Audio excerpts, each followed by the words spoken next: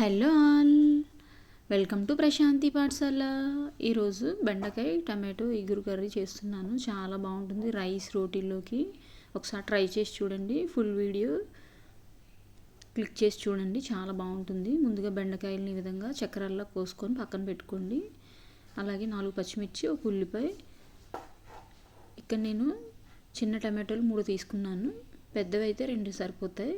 ఇక్కడ 1/2 kg బెండకాయలు తీసుకున్నాను. సో కొద్దిగా కరివేపాకు, ఇవన్నీ రెడీ చేసుకుంటే కూర 10-15 నిమిషాల నుంచి 20 నిమిషాల్లో అయిపోతుంది.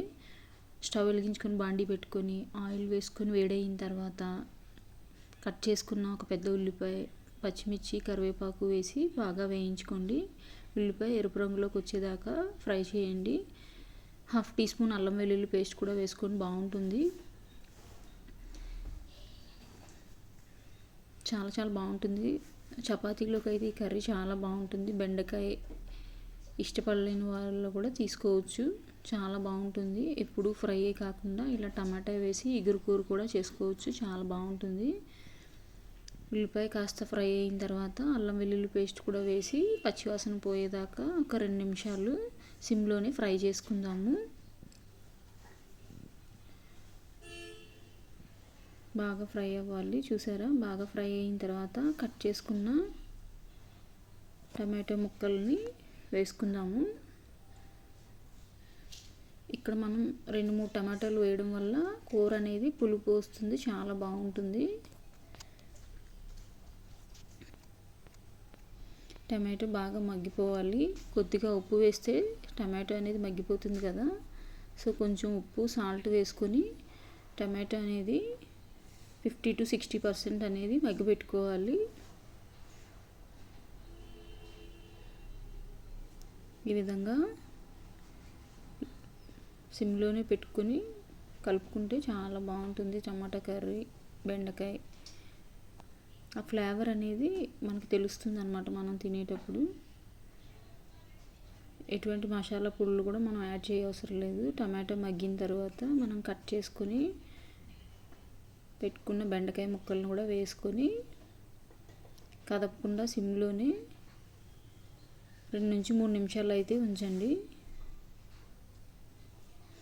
ఈ విధంగా 2 నుంచి 3 నిమిషాల తర్వాత మూత తీసి చూద్దాము.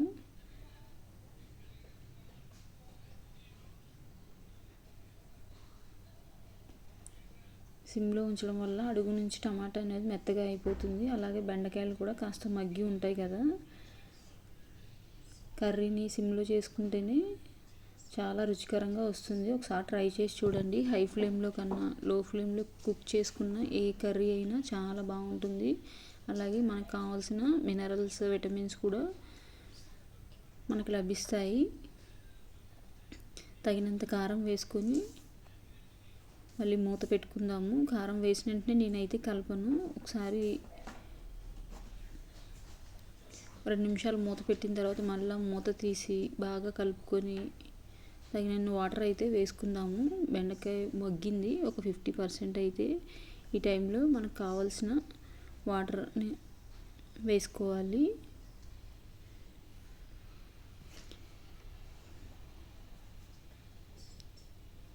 సరిపడా వాటర్ చూసుకొని ముక్కలు ములిగేదాకా వేసుకుంటే చాలు, ఎక్కువ వేయక్కర్లేదు. ఆల్రెడీ కుక్ అయిపోయింది కదా బెండకాయ. ఆ కాస్త వాటర్కి ఒక 5 నుంచి 6 నిమిషాలు మగ్గితే కర్రీ అనేది రెడీ అయిపోతుంది. నీళ్ళన్నీ దగ్గరికి ఎగిరిపోయేదాకా మనం స్టవ్ మీద అయితే కర్రీని ఉంచుకోవాలి. ఆయిల్ అనేది మనం వేసింది వదులుతూ ఉండాలి.